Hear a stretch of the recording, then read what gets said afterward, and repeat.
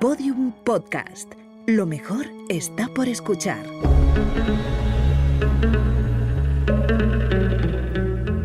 Dentro de la pirámide, con Nacho Ares, en Podium Podcast.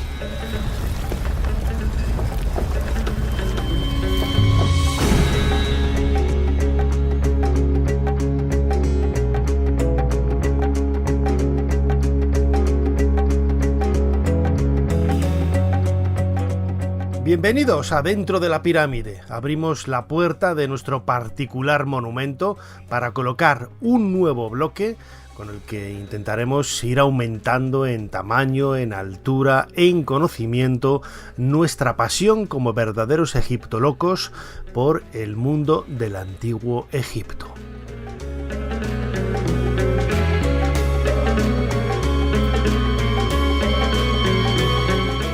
Gracias por estar una vez más ahí en Podium Podcast. Os recomendamos siempre, ¿no?, la plataforma, la aplicación de Podium Podcast para seguirnos, suscribíos al podcast a través de esta aplicación, aunque también lo podéis hacer a través de otros agregadores de audio, como iVoox, Spotify, Google Podcast, Amazon, etcétera, etcétera, etcétera. En todos ellos vais a tener todos los programas emitidos en estas 5 temporadas en las que vamos recorriendo poco a poco algunos aspectos de la cultura de los antiguos faraones, desde el arte, la historia, la arqueología, sus misterios, y retomamos un tema que ya abordamos, creo que fue en la segunda temporada, en el programa número 39, en el que hablamos de la literatura en el antiguo Egipto. Hoy vamos a focalizarlo sobre todo en los cuentos. Esa literatura quizás, el término hace más referencia a la literatura funeraria, que también tocamos en aquel episodio de Dentro de la Pirámide en Podium Podcast, pero hoy, insisto, nos vamos a centrar especialmente en esos cuentos, en esas aventuras, en esos relatos de viajes. Hay que pensar que cuando hablamos de literatura quizás nos vamos a épocas más tempranas en el tiempo. Es cierto que, por ejemplo, la novela histórica surge por primera vez en el siglo XVIII o en el siglo XIX, pero los cuentos, los relatos de viajes, nos tenemos que imaginar, ¿no?, la gente escuchando a un contador de cuentos, quizás al abrigo de una hoguera, aunque en Egipto no hace falta la hoguera porque siempre hace una temperatura muy agradable, especialmente en primavera y en verano, pero estas circunstancias debieron de ser, ¿no?, las que rodearon a muchos de estos textos que han llegado hasta nosotros especialmente a través de papiros fragmentados y que, uniendo unos trozos con otros, se han podido reconstruir grosso modo la historia que aparecía escrita en ellos. La mayor parte pertenecen al Imperio Medio, al Reino Medio, hacia el 2000 a.C., y nos cuentan las inquietudes, las vicisitudes y sobre todo el desarrollo intelectual de una poderosísima civilización como fue la de los antiguos faraones. Pues a esos cuentos del antiguo Egipto vamos a dedicar este podcast de Dentro de la Pirámide aquí en Podium Podcast.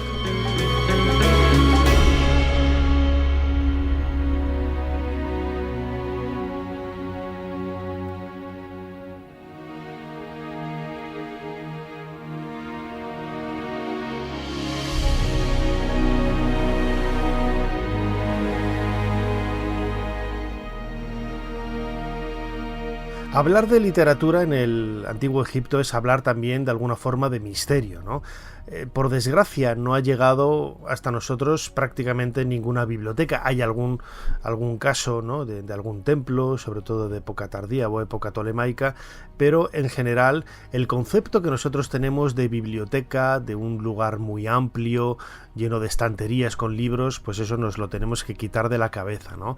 Sabemos que los textos se escribían sobre rollos de papiro que eran enrollados y colocados en estanterías, pero no en baldas, sino que eran como nichos abiertos en la pared en donde esos rollos se iban colocando. Imaginamos que siguiendo una nomenclatura y una asignatura determinada para poder saber dónde estaba cada uno de esos textos, ¿no? Los templos grandes, por ejemplo, como Karnak, debían de tener su propia biblioteca. Templos más pequeños, como el de Edfu, por ejemplo, con esa pequeña biblioteca que tiene en la sala hipóstila, nada más entrar a la derecha, una pequeña capilla que en realidad es una biblioteca que tiene sobre el dintel dibujada, grabada en relieve, la paleta del escriba. Cuando entramos vemos que solamente hay un nicho en la pared, ¿no? Es una habitación de apenas un par de metros cuadrados, muy pequeña, y solo hay un nicho en la pared donde seguramente se colocaban ahí parte de los textos quizás más importantes que se utilizaban en el ritual diario del culto al dios Horus en este templo de Edfu. Debemos imaginarnos que había otras bibliotecas, otros espacios, porque el conocimiento que había en el antiguo Egipto, tanto de naturaleza, de física, de matemáticas, incluso esta literatura, ¿no?, de la que vamos a hablar ahora, se empleaba prácticamente a diario en esas casas de la vida. La casa de la vida era el lugar en donde los chicos y chicas aprendían a escribir y aprendían humanidades, aprendían ciencias, ¿no? Lo tenemos un poco idealizado también porque está rodeado de un gran halo de misterio, ¿no? Solamente contamos prácticamente con algunas referencias, el nombre más allá, ¿no?, de esa casa de la vida, Per Ang, en donde los chicos aprendían, y que siempre nosotros hemos intentado asimilar a algún tipo de colegio, una escuela. No lo sabemos, ¿no? Pero bueno, debió de ser el centro neurálgico del conocimiento, del saber, de la sabiduría en el mundo antiguo. Dentro de la pirámide, en Podium Podcast, con Nacho Ares.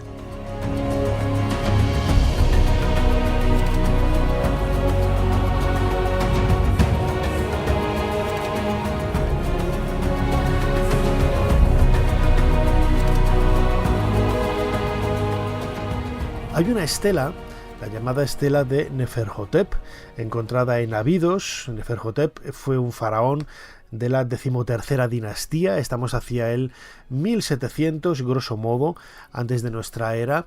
En ella se nos habla del interés que el propio Neferhotep tuvo de visitar esa biblioteca que había en el templo, y los sacerdotes le llevan hasta ella. No nos la describen físicamente, no nos dicen si tenía una escalera para subir, si había baldas, si había estanterías, cómo estaban enrollados los papiros, si tenían una asignatura, un sello que marcaba el nombre de cada uno de ellos. No lo sabemos, pero sí nos está hablando de ese lugar casi rodeado de un halo de secretismo que lo convierte en un lugar mágico y exclusivo. De ahí que el faraón, en este caso Neferhotep, quisiera visitarlo para saciar su curiosidad y sobre todo responder a la necesidad que él tenía de halagar y de rendir pleitesía a los dioses como se merecían. ¿Y dónde estaba todo ese conocimiento? En los libros, en los rollos de papiro guardados en las bibliotecas. Vamos a escuchar una pequeña dramatización de ese texto de la estela de Neferhotep. Hemos tomado la traducción del texto del libro 4 viajes en la literatura del Antiguo Egipto del doctor José Manuel Galán. Su Majestad se dirigió a los nobles, a los cortesanos, a su séquito, a los escribas de jeroglíficos y a los encargados de todo lo reservado. Es mi deseo ver los libros más antiguos de la época de Atún. Abrid para mí el gran archivo. Dejadme conocer la apariencia de la divinidad, la forma de los dioses, para que así yo pueda realizar ofrendas divinas, abastecer los altares. Dejadme que yo conozca a Dios físicamente y pueda moldearle como era en un principio. Los cortesanos respondieron: Lo que Tuca ordena es lo que sucede, oh soberano, mi señor. Entre su majestad en la biblioteca y vea a su majestad todos los jeroglíficos.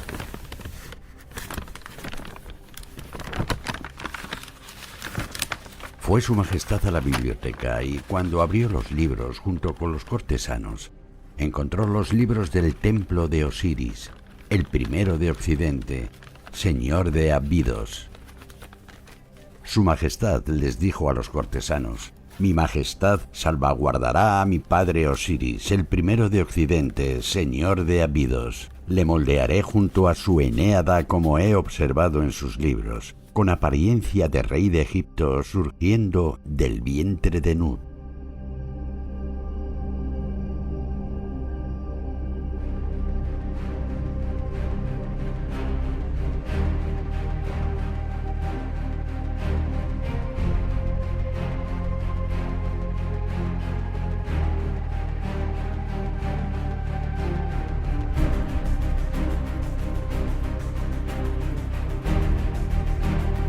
En el episodio de Dentro de la Pirámide que antes comentaba, el que dedicamos con el número 39 a la literatura del Antiguo Egipto, José Manuel Galán, precisamente el egiptólogo traductor de algunos de los textos que vamos a emplear en este nuevo podcast, nos hablaba de un cuento muy curioso del Antiguo Egipto, el cuento del príncipe predestinado.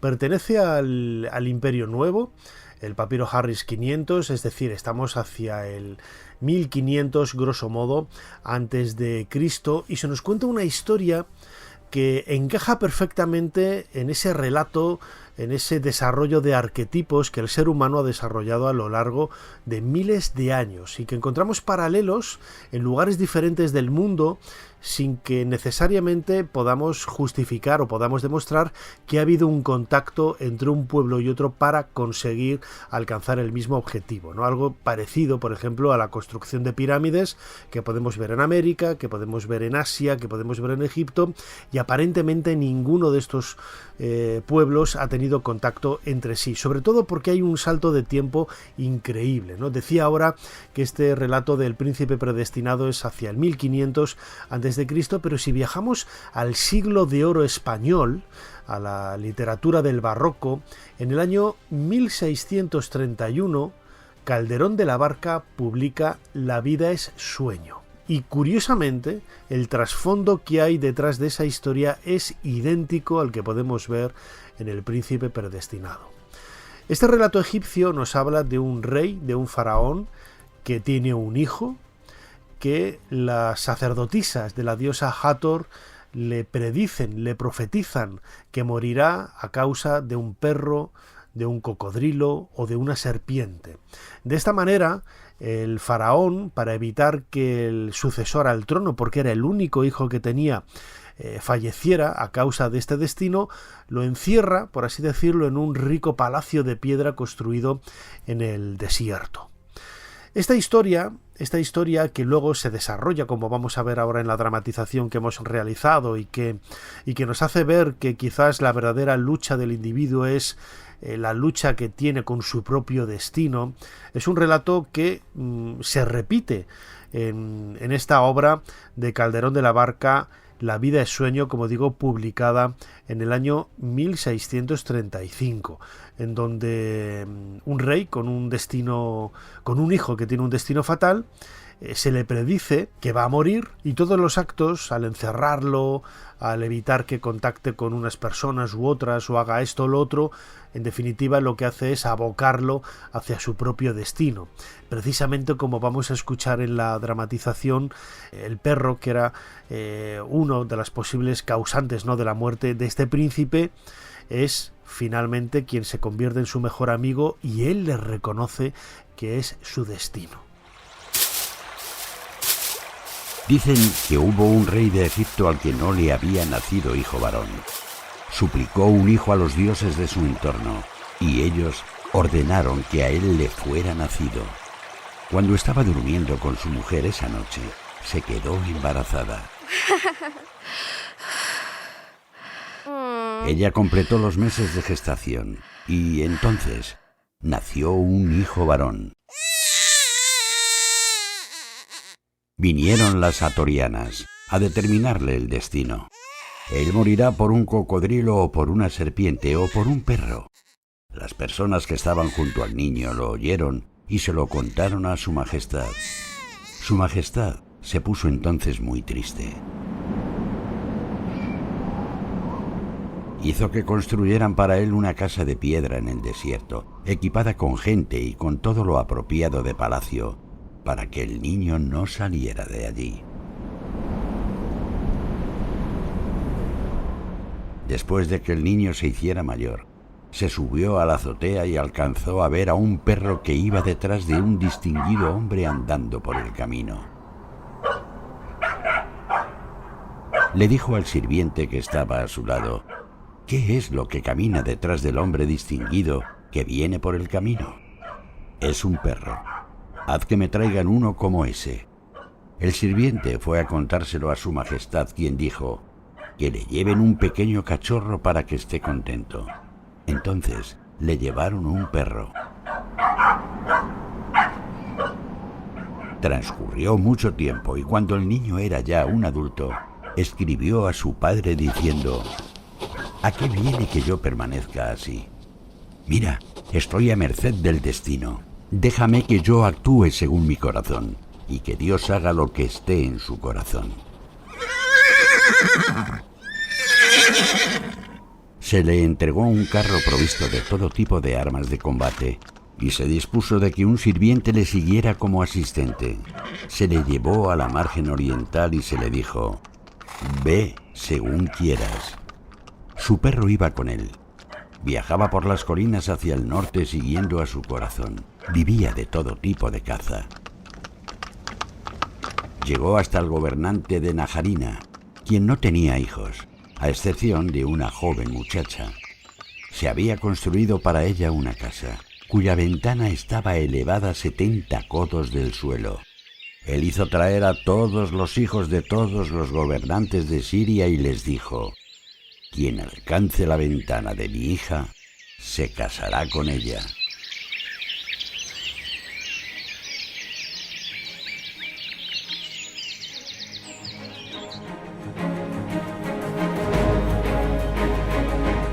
Dentro de la pirámide, un viaje a los secretos del Egipto faraónico, con Nacho Ares, en Podium Podcast.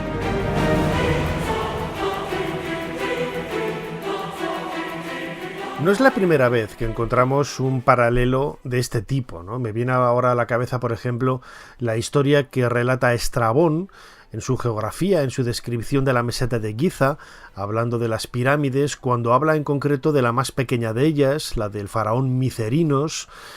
Nos dice que en una de las pirámides satélite está enterrada Rodopis. Rodopis era una reina que estuvo casada con el faraón y que llega al trono de una forma curiosa, ¿no? Porque ella vivía en Náucratis y en un momento dado su sirvienta, que llevaba sus sandalias en la mano, pierde una de ellas porque un ave, se la roba. El águila echa a volar en dirección sur, hacia Memphis, cansada, ¿no?, de llevar en la boca la sandalia, la deja caer y se precipita en el regazo del faraón, que estaba impartiendo justicia en el patio de su palacio de la ciudad de Memphis. El faraón queda prendado del diseño, del tamaño, de la preciosidad de esa sandalia y manda a buscar a la dueña, a sus hombres, ¿no? De tal manera que la encuentran en Náucratis, la traen y se casa con ella. Esta historia, que es idéntica a la de Cenicienta, no sabemos si el cuento original de Cenicienta pues leyó o pudo haber leído, ¿no?, la historia de Estrabón, relatada por Estrabón, pero nos está hablando, ¿no?, de esos paralelos que en muchas ocasiones, lo decía antes, ¿no?, muchos pueblos construyen pirámides, muchas culturas, prácticamente todas, ¿no?, los niños al nacer dicen mamá y papá, y esto es un denominador común que tenemos en todas las lenguas del mundo antiguo y del mundo moderno, y no significa necesariamente que haya habido un contacto entre unos y otros, ¿no? Es algo que subyace en ese inconsciente y que nos caracteriza como seres humanos, ¿no? Llegar a la misma conclusión por rutas diferentes, ¿no? E imagino que estos arquetipos que rodean a estas leyendas, a estas historias, a estos cuentos, pues están marcados también un poco de ese poder, ¿no? De casi sobrenatural que rodean a la historia del ser humano.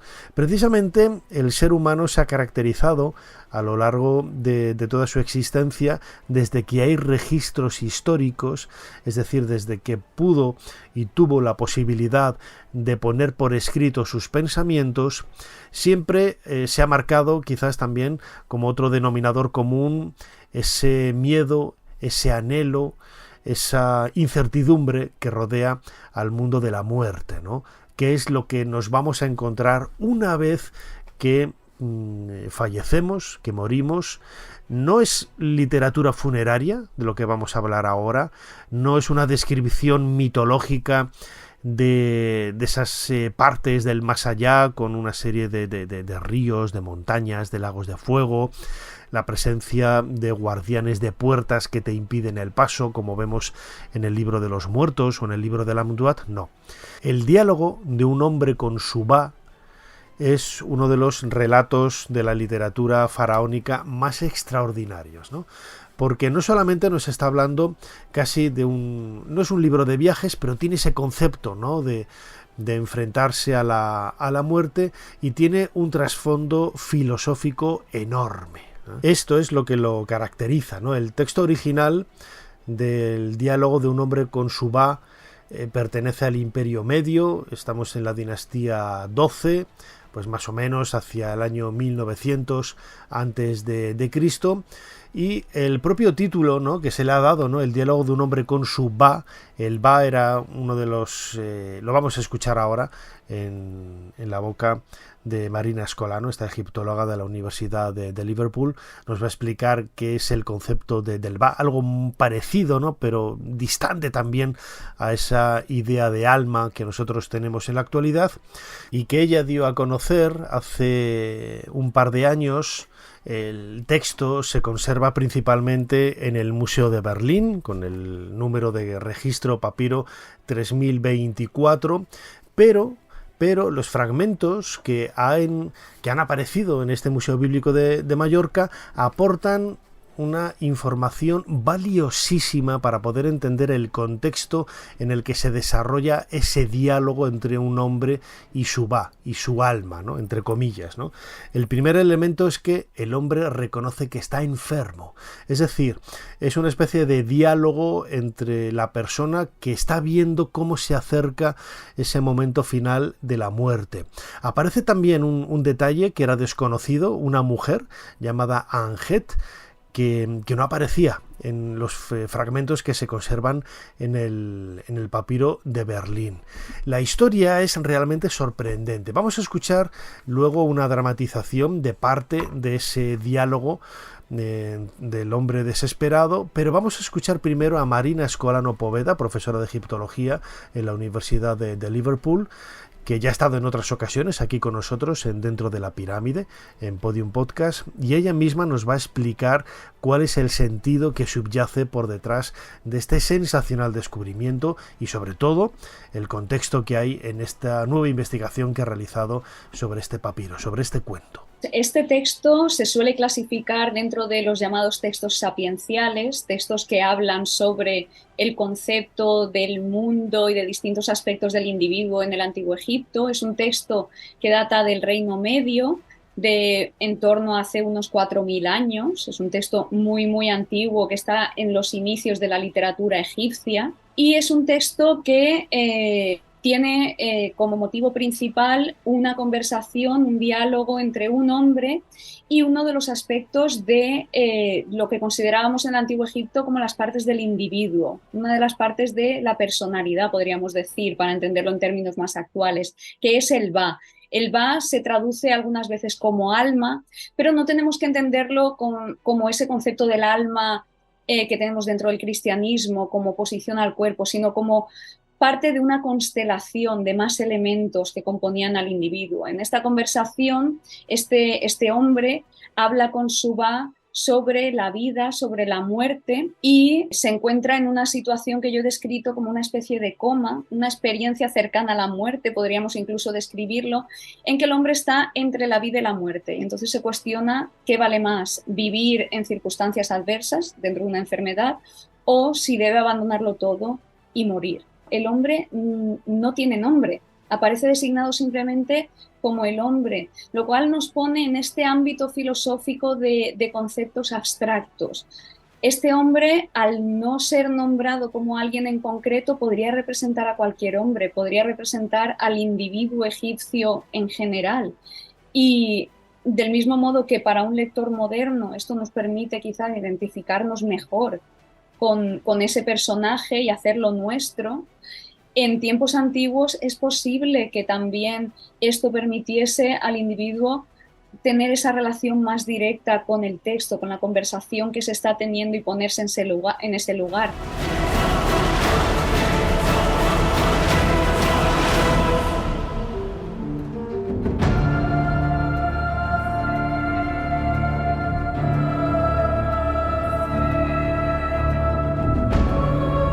Dentro de la pirámide. Podium Podcast. Con Nacho Ares.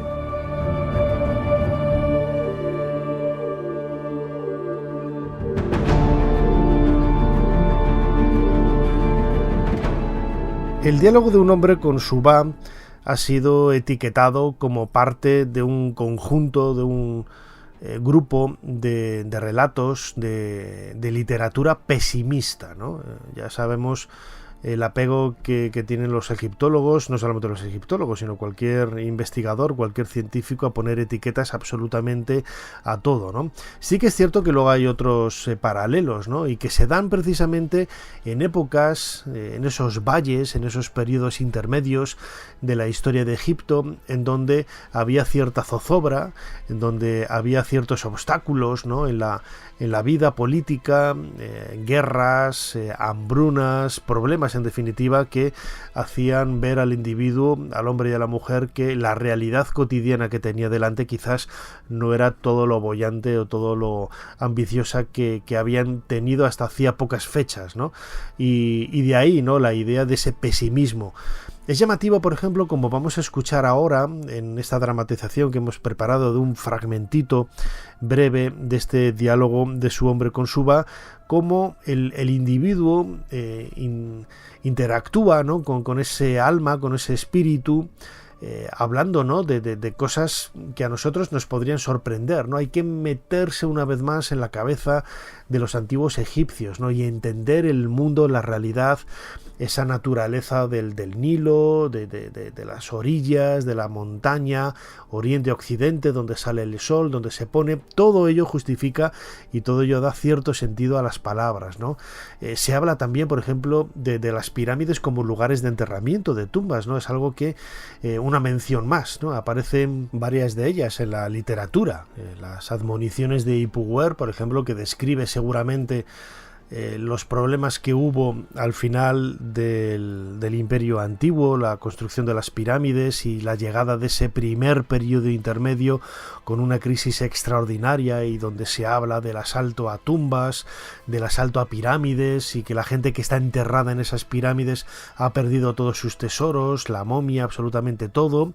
Pues en este diálogo de un hombre con su va aparece también una mención que nos está diciendo que las pirámides eran lugares de enterramiento, eran las tumbas de personas, ¿no? Y bueno, pues un elemento más, ¿no?, que hay que añadir a esa realidad en este break que estoy haciendo, abriendo y cerrando paréntesis, para demostrar que las pirámides eran tumbas, porque los propios egipcios nos lo cuentan, ¿no?, en este contexto, como digo, del mundo funerario, en el que nuestro protagonista, del que desconocemos el nombre, no sabemos el nombre, está hablando con su espíritu, con su alma, con su va. Mirad, mi va me está confundiendo. Le está arrastrando a la muerte antes de que yo haya llegado a ella, y me está arrojando al fuego para quemarme. Que él esté cerca de mí el día de la desgracia y que se quede en ese lugar como hace un recitador diciendo: Es uno que sale porque él se trajo a sí mismo. Oh, va mío, el que es incapaz de aliviar el dolor durante la vida, el que me conduce a la muerte antes de que yo haya llegado a ella. Endulza el oeste para mí. ¿Es un problema? La vida es un estado transitorio y hasta los árboles caen. Pisotea sobre el mal mientras perdure mi miseria. Que me juzgue Thoth, el que pacifica a los dioses. Que me defienda Khonsu, el que escribe la verdad. Que escuche mi discurso Ra, el que para la barca solar. Que me defienda Isdes en la cámara sagrada. Lo que mi va me dijo: ¿no eres un hombre y estás vivo? ¿Cuál es tu beneficio si te preocupas por la vida como un poseedor de riquezas? Y yo respondí: no me he marchado, y estas están en el suelo. Ciertamente te escapas, pero tú no atarás a ningún prisionero diciendo: te voy a apresar. Tú estás muerto, pero tu nombre está vivo. El más allá es un lugar de descanso, el destino del corazón. El oeste es una morada, un viaje. Si mi va, el inocente, me escucha, yo haré que alcance el oeste como uno que está en su pirámide cuyo entierro ha llevado a cabo alguien que le ha sobrevivido. Voy a proteger tu cadáver, haciendo que seas la envidia de otros va más débiles. Si piensas en el entierro, es una tristeza. Es traer las lágrimas entristeciendo a uno. Es sacar a un hombre de su casa siendo tirado sobre una colina. No saldrás hacia arriba ni verás el sol, porque los que construyeron en granito, los que edificaron cámaras en bellas pirámides, con una bella construcción, cuando los constructores se transforman en dioses y sus estelas son destruidas, son como los desgraciados que murieron sobre la orilla por falta de un descendiente o después que la corriente hubiese tomado su peaje, igual que el sol, hablándole los peces de la ribera. Óyeme, mira, escuchar es bueno para la gente. Sigue el día feliz y olvida la preocupación.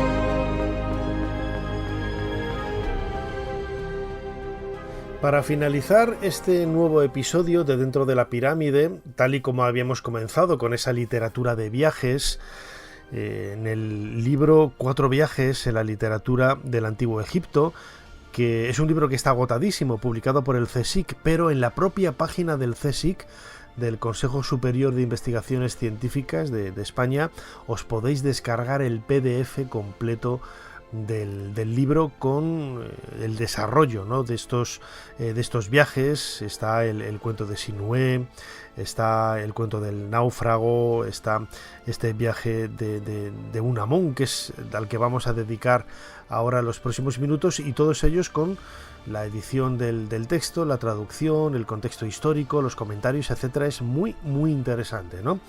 Y como decía, el cuento de Unamun, que es el último relato al que quería dedicar estos minutos en este podcast, es una vez más un relato de aventuras, un relato de un viaje.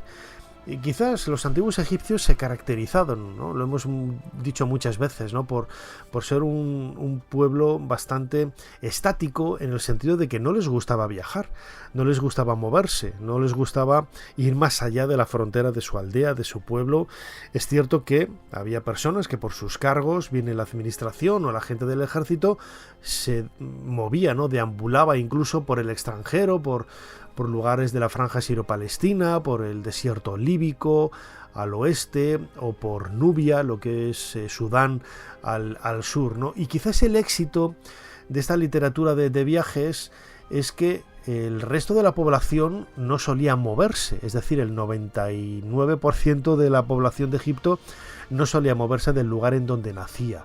Y, insisto, el éxito de esta literatura de viajes, de estos relatos de aventuras, en donde un protagonista va y deambula y describe qué es lo que ve más allá de las fronteras de Egipto, o incluso en otras ciudades del propio Valle del Nilo. Ese éxito reside precisamente en el anhelo, ¿no?, que tenían los egipcios de poder viajar. El cuento de Unamón o la historia de Unamón es una aventura. El texto original pertenece al tercer periodo intermedio. Estamos en la dinastía 21, otros en la dinastía 22, dependiendo un poco del egiptólogo, te pueden dar una fecha u otra. En realidad, hacia el 1050 antes de Cristo. El texto se conserva en el Museo Pushkin de Moscú y nos cuenta una historia que al parecer sucede en el reinado de Esmendés, un faraón de la 21ª dinastía, como digo, hacia el siglo XI antes de Cristo. Cuenta cómo Unamón, que es sumo sacerdote del templo de Karnak, necesita madera para construir la barca de la estatua de Amón en el templo de Karnak, y bueno, se molesta a él en ir él mismo, ¿no?, en su propio pie, con sus propios medios, una embarcación del propio templo, pero podría haber delegado en otra persona y no, lo hace él, ¿no? Y se va hacia la franja sirio-palestina en busca de madera, seguramente cedro, para realizar esta embarcación con la que luego la divinidad participaría, me lo estoy suponiendo, ¿no?, en la fiesta de Opet, la fiesta de apertura del año, o la importante fiesta, la bella fiesta del valle, en la que Amón, acompañado de su esposa Mut y de su hijo Honsu, cruzaban de orilla, iban de la orilla este, donde estaba el templo de Karnak, a la orilla oeste, donde estaba la necrópolis, y allí pasaba varios días, ¿no? El pueblo se sumaba a la celebración y había banquetes funerarios, siempre todo en recuerdo de los ancestros, de las familias que allí descansaban.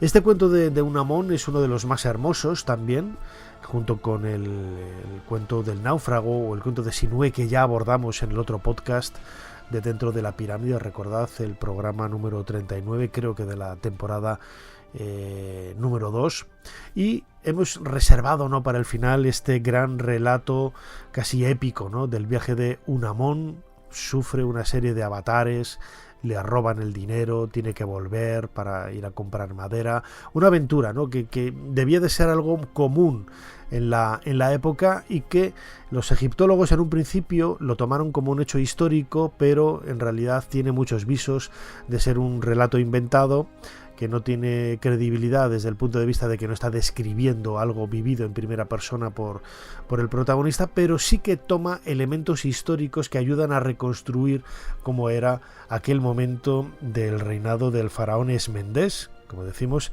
en la dinastía 21.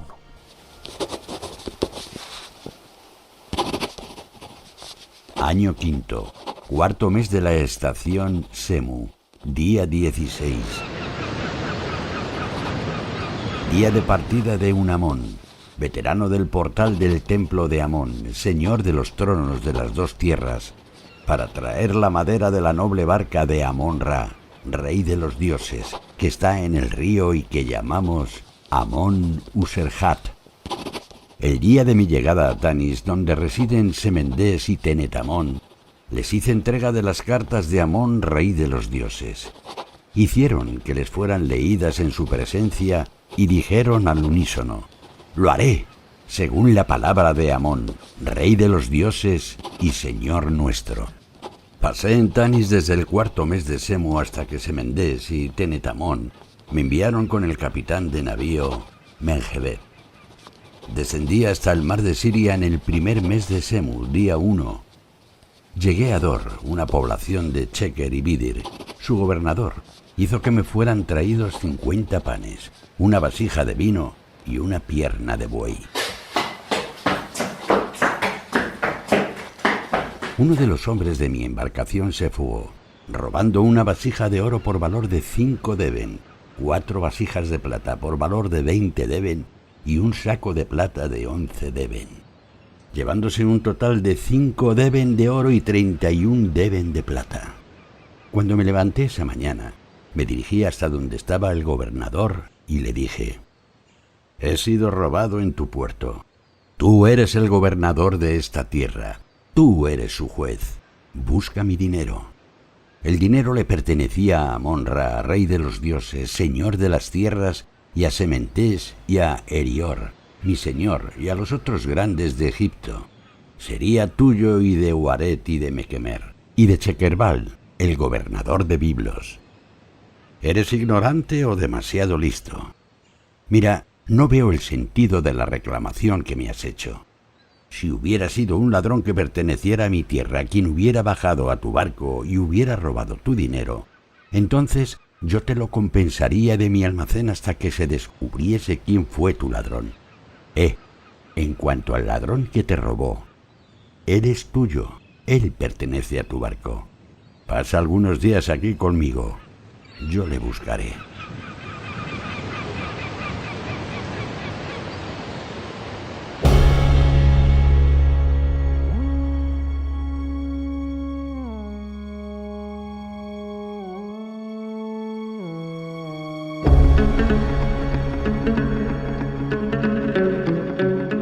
Sea real o no la historia que se relata en este cuento de Unamón o la historia de Unamón, lo cierto es que aporta un montón de detalles de esa vida cotidiana, ¿no? Por ejemplo, el Deben era un sistema de peso, unos 90 gramos, casi 100, dependiendo un poco del momento histórico, pero grosso modo unos 90 y pico grados, se puede redondear en los 100 gramos, y que nos ayuda a ver un poco el valor, ¿no? de las cosas, que es algo que muchas veces pasa desapercibido, ¿no? Hay que pensar que los antiguos egipcios no tenían moneda, era todo por medio del trueque, de intercambio, a partir de unos sistemas de pesos y medidas, ¿no?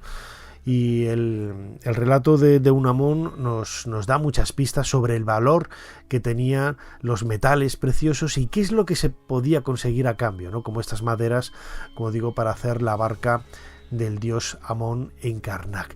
Una historia increíble que nos ayuda a recrear esos cuentos del antiguo Egipto que hemos devuelto a la vida en este podcast.